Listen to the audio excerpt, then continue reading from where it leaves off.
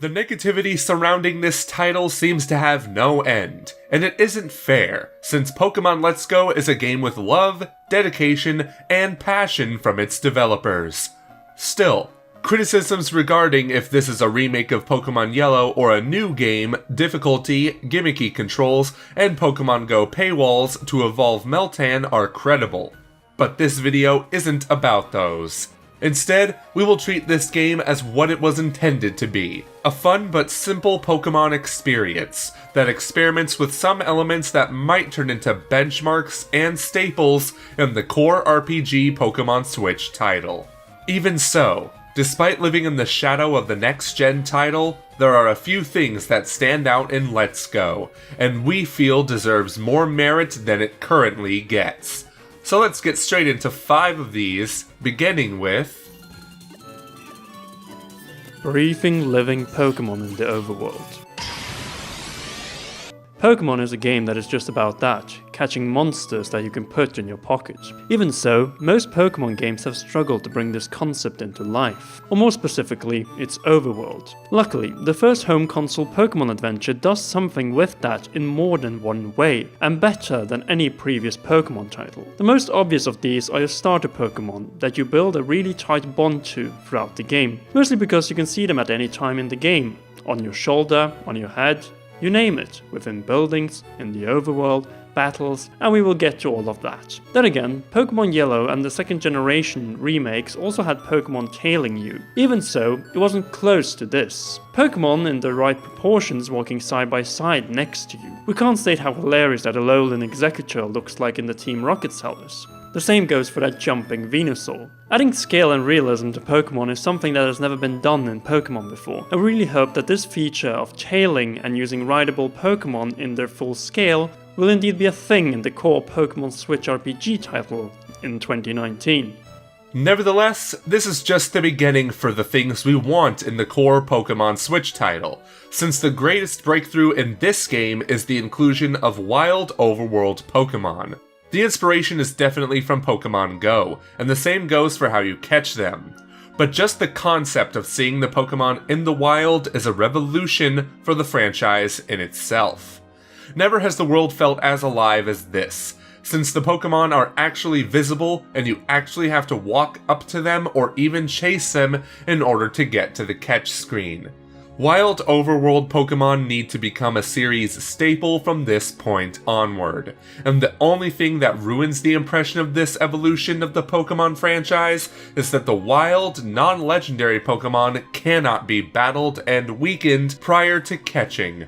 While you could say that berries and different Pokeballs add some strategy to the process, since it is in practice hard to catch many of the Pokemon in the game without pleasing or calming them down first. In other words, for the core Pokemon Switch titles, we want tailing Pokemon that you have caught, no random encounters, but rather overworld Pokemon that live by their own life until you get on their terrain and finally bring back wild battles. This is a true recipe for success when it comes to have present and use regular wild Pokemon in the next generation title. Your own Pokemon.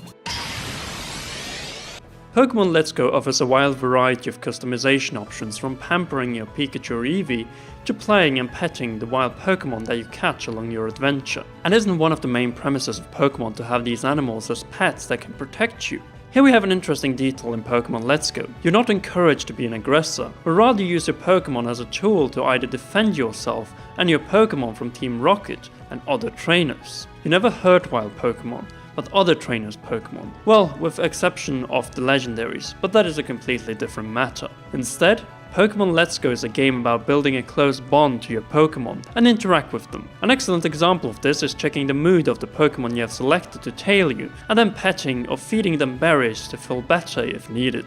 Well, that is for the wild Pokemon you catch. The tale is completely different when it comes to Pikachu or Eevee, your non-evolving companions. Now, we know that this game is a reimagination of Pokemon Yellow, but on a whole different level, ranging from petting, combat, to even travel. We all know that Pikachu and Eevee are special with their own hairstyles and clothing, but extra traveling techniques really bring back the nostalgia and the importance of Pikachu and its surfboard in Pokemon Yellow. while having Eevee steer the balloon glider is just adorable, though for some reason we fear that the poor thing could fall out of that seat. Anyhow, extra battle techniques and partner powers add up to truly make your experience with Pikachu or Eevee complete from interaction, customization, fashion, travel, battle, and if you get the Pokeball Plus, even bringing Pikachu, Eevee, or any other Pokemon wherever you go. There is so much to look forward to when it comes to having your own collection of pets and trusty companions in this title with Alolan forms and minigames in the Pokepark, though that's more tied to the Pokemon Go integration in the game. Mega Evolutions. Until August, we were somewhat skeptical about this game. Much of this impression was based on a rather underwhelming E3 demo that left us confused. Was this game just for kids? Over time, as we have gotten more and more reveals and announcements regarding features in the game, this is definitely not the case. And this turn from skepticism to optimism began in a way with the reveal of Mega Evolutions in Pokemon Let's Go. Now, some may say this only make battles even easier than they need to be, but I look at it somewhat differently. The Mega Evolutions introduced in Pokemon X and Y added a new layer to the Pokemon franchise, and a strategy element that could, depending on how you used it, result in victory or defeat in tougher battles. Let's not hide it. Mega Evolutions are there for the more serious battles, because they can only be used on a select group of fully evolved Pokemon, like Venusaur, Charizard, Blastoise, Gyarados, and Kangaskhan. Mega Evolutions in Pokemon Let's Go will for sure make later battles in the game more dynamic, and we can already see how this battle feature could be used against and by the final gym leaders, Team Rocket, the Elite Four, your friendly rival, the current champion of Kanto, and in the post-game, the Master Trainers, though this mechanic may not apply to them. Anyhow, Master Trainer Battles.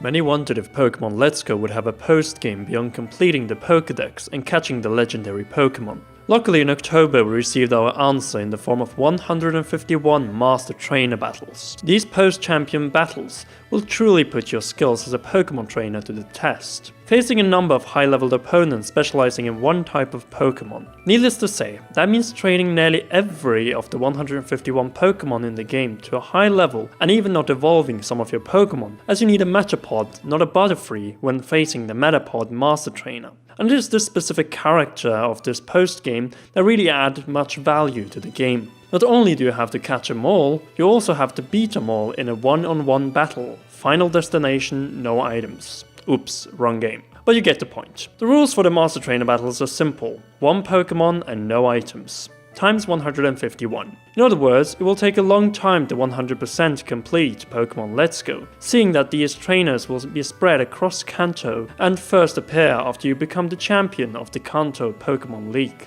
For many hardcore players, this might be where the game gets truly serious, and is a good reason that we see it as one of the best inclusions in Pokemon Let's Go. Battle against Red, Blue and Leaf.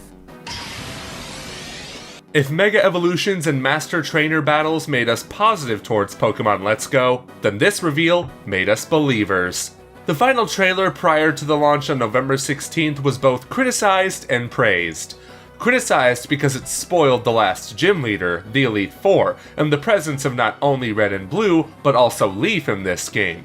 While it was praised for just that, being the inclusion of battles against Red, Blue, and Leaf, battles against Red and Blue in post-game are nothing new, as several mainline Pokemon titles had them. What is groundbreaking and worth additional attention is the inclusion of Leaf, who only appeared in Pokemon Fire Red and Leaf Green, and hasn't been in any title outside of the Pokemon manga until 2018. This year, however, has marked her true comeback. First as the female option for Pokemon Trainer in Super Smash Bros. Ultimate, and more importantly, as an opponent in Pokemon Let's Go Pikachu and Eevee alongside Red and Blue. Even so, it appears that she will play a rather important role in the game, seeing that, unlike Red and Blue who are found in the regular overworld, Leaf is found in the Cerulean Cave, the same location where Mewtwo is found. It looks like she, along with Red and Blue, will most likely be part of the post-game.